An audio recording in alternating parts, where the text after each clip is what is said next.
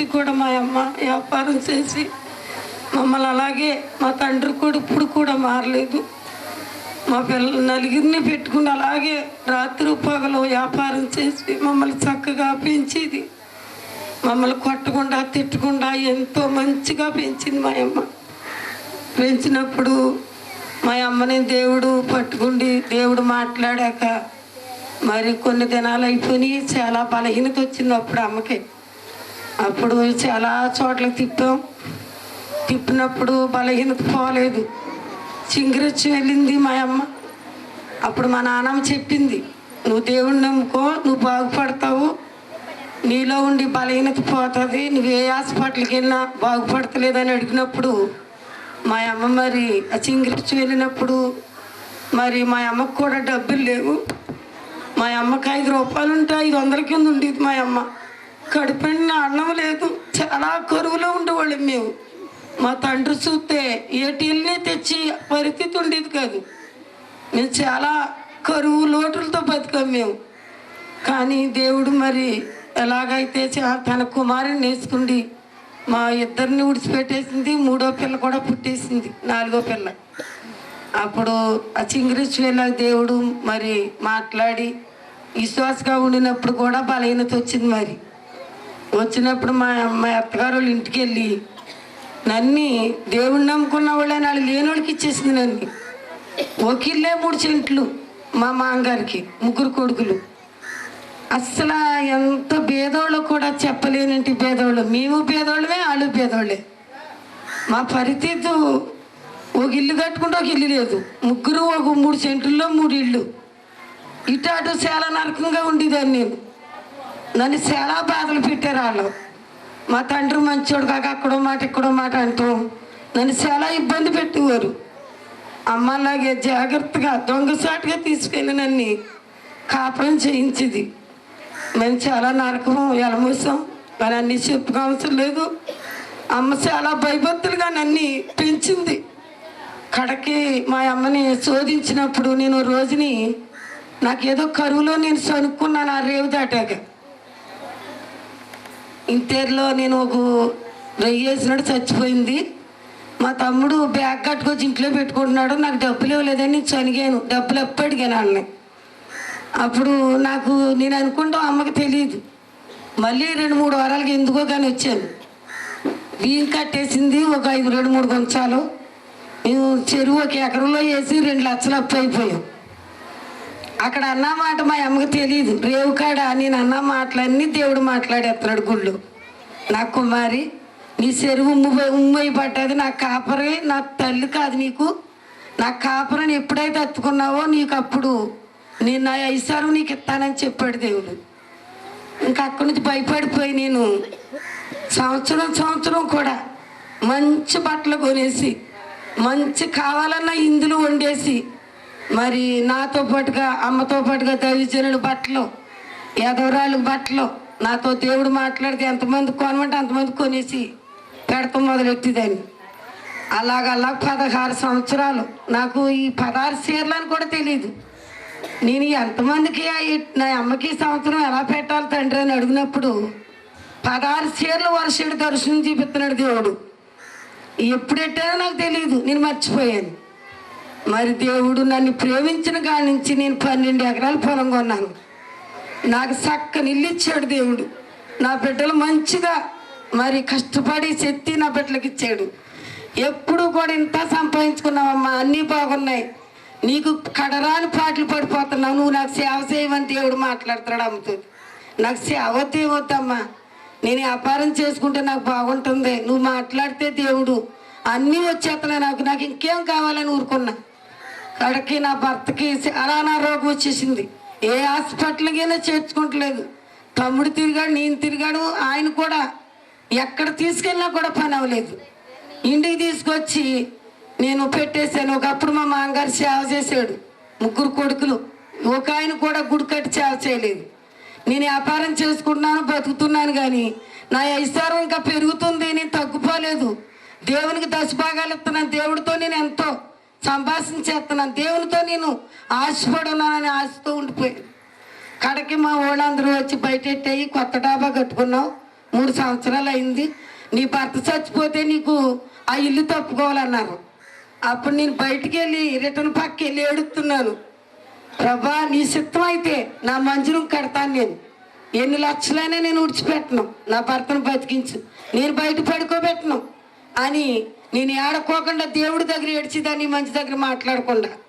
అలాంటప్పుడు నా భర్త బతికాడు. నా అమ్మతో కూడా దేవుడు మాట్లాడు. 6 నెలల వరకు కూడా నా అమ్మ మాట్లాడలేదు. పచ్చాలు పోనిచ్చేదాన్ని. అమ్మాలుడి కోసం ఏం చెప్తున్నాడు అమ్మ దేవుడేని, అమ్మ ఆయన కోసం ఏ మాట రాలేదు. మరి దేవుడికి ఏమైందో తెలియదు కానీ ప్రార్థించే ఏ టైంలో బతికింతాడో ఆయన తెలుసాను. ఇది కడకి అమ్మ నేను ఏడ్చి, తమ్ముడు సంఘం పెట్లు, మరి అమ్మ సంఘాలందరూ కూడా ఏడ్చారు. ఈరోజు నా భర్తను సేమగా ఉంచాడు. మరి నా తల్లిని మీరు అందరూ కూడా ప్రార్థన చేసి, మీరు ఎంత ఆశ మరి మా అమ్మలో ఉన్నది, మమ్మల్ని అనేది వ్యాపారం చేసినా మీరు దేవుని చూడాలి, దేవుని బిడ్డలు చూడాలి, మంచిగా బతకాలి, మంచి జీవితంగా ఉండాలి, మీలో ఏమాత్రం కలంక ఉండటానికి వెళ్ళేదని. ఇది మరి అదే రీతిగా దేవుడు నేను ఇది ఈ రీతిగా నేను చనిపోతుంది అనుకోలేదు. నా మంజూరం కట్టి నేను 3,30,000 ఎట్టుకొని వస్తాను. ప్రభా నేను ఎప్పుడే వెళ్ళిపోనాదని వచ్చి ఆగస్టు నెల 15వ తారీఖున ఏమంటున్నాడు, నేను ఎక్కడ తగిన ప్రభా అంటే 5-10 లక్షలు ఖరీదైన మంజూరం కట్టాలన్నాడు. నా పిల్లలు నేనే దేవుని చిత్తం అయితే నేను కట్టాలి, నా తల్లిని ఎదరెట్టుకోవాలని ఆశపడ్డాను. కానీ నా దేవుడు నా తల్లిని తీసుకున్నాడు. కనుండిన తన ఆత్మ నాకు తెలియదు. రెక్కలెట్టుకుండి అమ్మ పోటీ అమ్మే ఇదంతా తిరిగేస్తుంది, పెద్ద రెక్కలు. మరి ఆ రెక్కలు ఎంత రెక్కలో కూడా నేను చూడలేదు.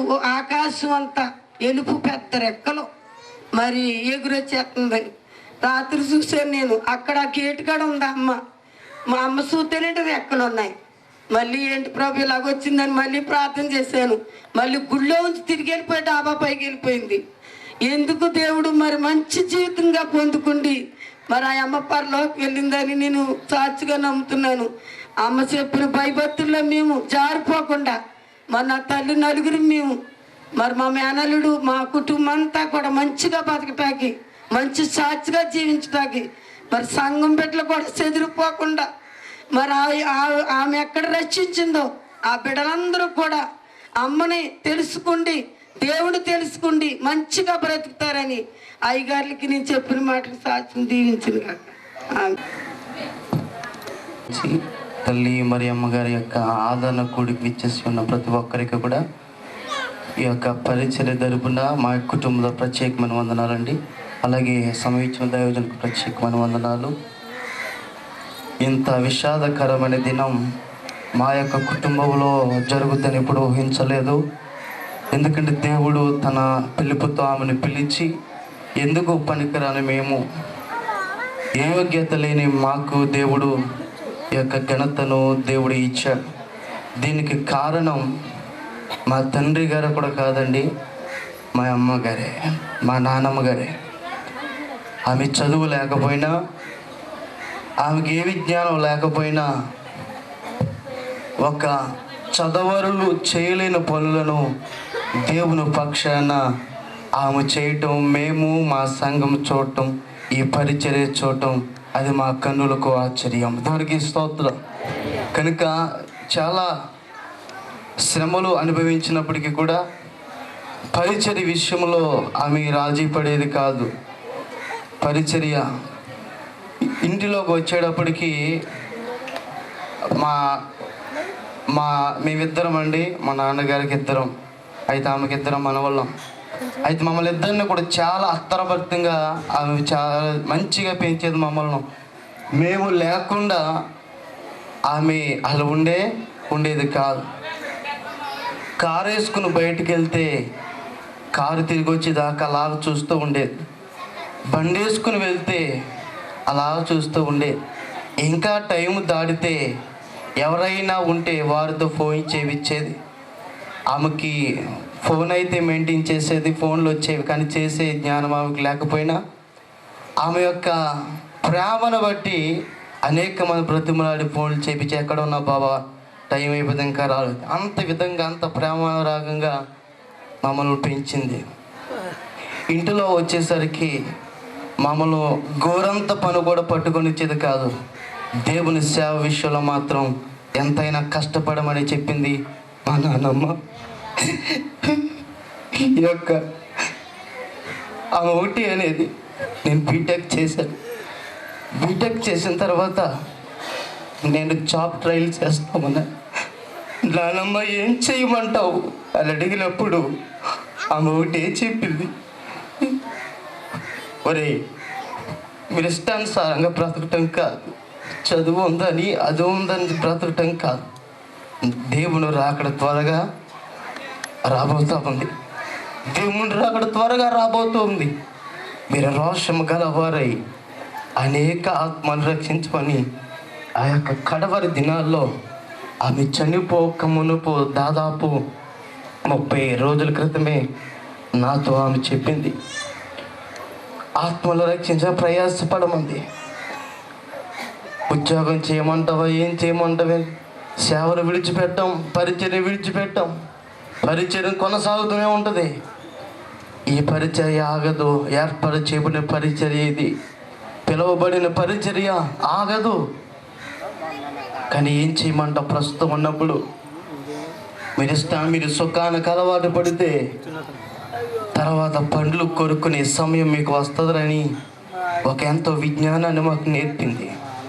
ఆమె బ్రతుకుతున్న దినాల్లో కుటుంబాన్ని ఎంతగా ప్రేమించిందో, కుటుంబాని కంటే కూడా ఆత్మీయ పిల్లల్ని ఎక్కువగా ప్రేమించేది. ఆమె యొక్క మాటలకు, ఆమె యొక్క ప్రేమకు అసలు నాకు ఏ విధంగా కృతజ్ఞత చెప్పాలో నాకు అర్థం కాలేదు. యేసుక్రీస్తు ప్రభులు వారు ఈ లోకాన్ని ప్రేమించి మన కొరకు ప్రాణం పెట్టారు. ఆయన రుణం మనం ఏమిచ్చి తీర్చలేం. ఒక ఆయన ప్రతినిధిగా, ఆయన సేవకురాలుగా ఏ వెలుగు లేని మా జీవితాల్లో, ఈ గ్రామాల్లో యేసుక్రీస్తు ప్రభులు వారి ప్రేమను పొందుకుని ఆ యొక్క ప్రేమ మార్గాన్ని, ఆ యొక్క వెలుగు మార్గాన్ని అనేక మంది చూపించింది ఆమె. ఆమె యొక్క ప్రేమకు ఏ విధముగా అసలు మేము చెప్పాలో మాకు అర్థం కాక మా యొక్క కృతజ్ఞత ఈ రీతిగా తెలియచేయడం జరిగింది. నిజమే, చదువు లేకపోయినా దేవుని పిలుపుకు తగినట్లుగా ఈ యొక్క పరిచర్య ఆమెను స్థాపించి, మరి నాన్నగారు చాలా విషయాలు చెప్పలేదు కానీ మాతో చెబుతూ ఉండేది. ఆమె పిలుపు దినాల్లో నా కృపామయుడైన పరిచర్య నీకు ఇస్తూ ఉన్నాను అని ఆమె పిలుపు దినాల్లో చెబుతూ ఉండే. వాస్తవంగా అదే పేరుగా పెట్టాలి, కానీ ఆ పేరు చాలా వ్యక్తులు పెట్టుకోవడం ద్వారా అదే పేరును ఇంగ్లీష్లో ఇంకా రానున్న దినాల్లో ఒక ఇంటర్నేషనల్ మినిస్ట్రీగా ఇది వెళ్తుందని ఊహించి మేము ది గ్రేస్ మినిస్ట్రీస్ అని దాని పేరు యొక్క బ్యానర్ పై యొక్క పరిచర్ని కొనసాగిస్తూ ఉన్నాం. ఈ పరిచర్య మేము స్థాపించినది కాదు, ఆమె స్థాపించింది. మేము ఇంగ్లీష్లో పెట్టాం కానీ ఆమె తెలుగులోనే పెట్టింది. దేవునికి స్తోత్రం, హల్లెలూయా. అయితే మేము ఇంగ్లీష్లో పెట్టి నడిపిస్తూ ఉన్నాం. అయినను చర్చి పేరు మాత్రం కృపా సన్నిధి. ఇది సామాన్యముగా కలిగిన పేరు కాదు, ఇది పిలుపులో ఏర్పడిన పేరు. నిజమే, పేరు పెట్టుకున్నంత మాత్రాన పరిచర్య అలాగే ఉండలేదు. కృప వెంబడి కృపతో ఈ పరిచర్య కొనసాగిపోతూ ఉంది. ఈరోజు విజ్ఞానవంతులుగా తెలివితేటలుగా ఎన్నో ప్రయత్నాలు చేయొచ్చు, కానీ డబ్బు వల్ల కార్యాలు జరగవు, తెలివితేటల వల్ల కార్యాలు జరగవు. ఏ తెలివితేటలు లేకపోయినా నించుని మేము చూస్తుండగా కార్యాలు తన దేవుడు జరిగిస్తూ ఉన్నాడు. మేము అనుకుంటాం ఈ కార్యాలు చూస్తున్నది మేమేనా అనిపిస్తూ ఉంటుంది. ఊహించలేని కార్యాలు దేవాతి దేవుడు ఈ పరిచర్యలో కొనసాగిస్తూ ఉన్నాడు. మేము నిలబడుతూ ఉన్నాము కానీ పరిచర్యను జరిగించేవాడు ఆయనే. కానీ మాకు వెనకాల నిలబడేది మాత్రం మా అమ్మగారే. దేవునికి స్తోత్రం. కనుక ఆమె ఏమి ఇచ్చి కూడా మేము రుణం. ఇంకొక విషయం ఆమె గురించి చెప్పేది ఏంటంటే, ఈరోజు మేము పరిచర్య చేస్తూ ఉన్నాం. అయితే ఎవరైనా మమ్మల్ని ప్రార్థన చేయమంటే వాళ్ళ వేదన చూసి, బాధను చూసి నిజంగా వాస్తవంగా ఆ మందిరంలో 10 నిమిషాలు ప్రార్థన చేస్తాం, సంఘముతో ప్రార్థన చేపిస్తాం. తర్వాత ఇంకా జ్ఞాపకం ఉంటే ఆ రాత్రి ఇంటికి వచ్చిన తర్వాత కూడా ప్రార్థన చేస్తాం. తర్వాత మేము ప్రార్థన చేయలేం, ఎందుకంటే సంఘం కోసం ఎప్పుడూ ప్రార్థన